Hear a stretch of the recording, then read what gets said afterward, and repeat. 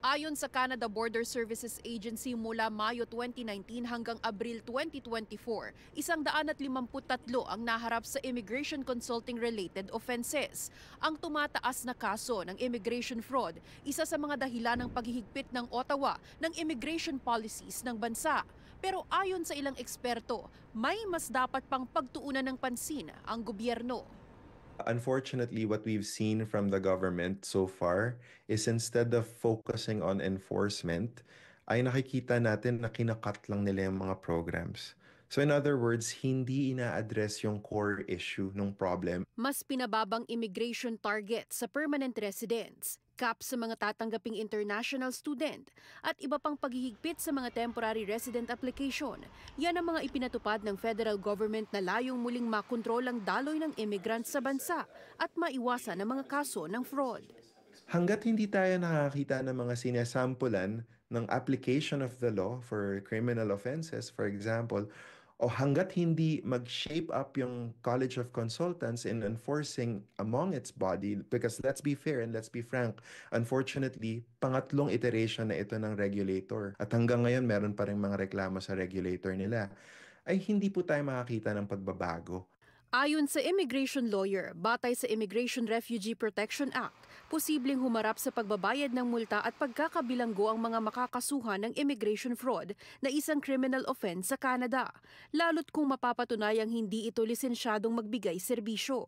Haharap naman sa parusa mula sa professional body ang lisensyadong profesional na mapapatunayang may ginawang maling hakbang sa pagbigay serbisyo sa kanilang kliyente.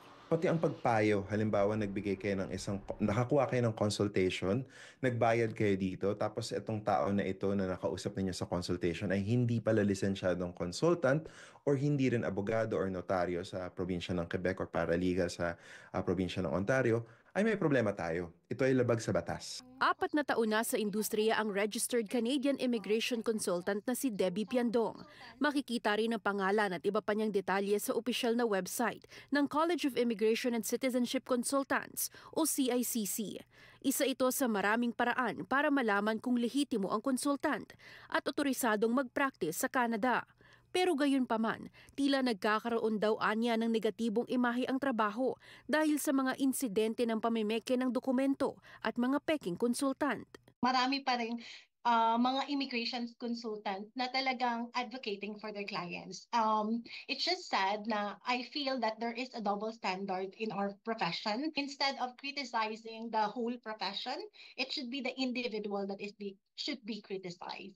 Bukod sa paninigurong nakalista sa CICC ang lalapitang konsultant, may ilan pang paalala si Piandong sa mga aplikante. Before kayo magbayad ng anything, siguraduhin nyo na meron muna kayong kontrata, meron kayong pinirmahan na kontrata. Huwag kayong magbayad ng cash kasi kapag cash, especially kung walang receipt, medyo let's be worried of that. Kailangan kapag nagbayad kayo ng pera, kung cash man yon, manghingi ng resibo, or kung kaya, you pay through a credit card or your debit card or e-transfer para you have a paper trail. Mag-ingat kayo sa yung mga nag-guarantee ng result. Kasi kahit na immigration lawyer ka, kahit immigration consultant ka, no one can guarantee the result of the application. Malaking desisyon ang lumipat sa Canada para mag-aral, magtrabaho o makahanap ng pangalawang tahanan. At ngayong naghihigpit na ang bansa sa immigration programs, maging maingat daw sana ang mga Pilipino sa mga immigration professionals na lalapitan nila. Paula Saraza, Omni News, Toronto.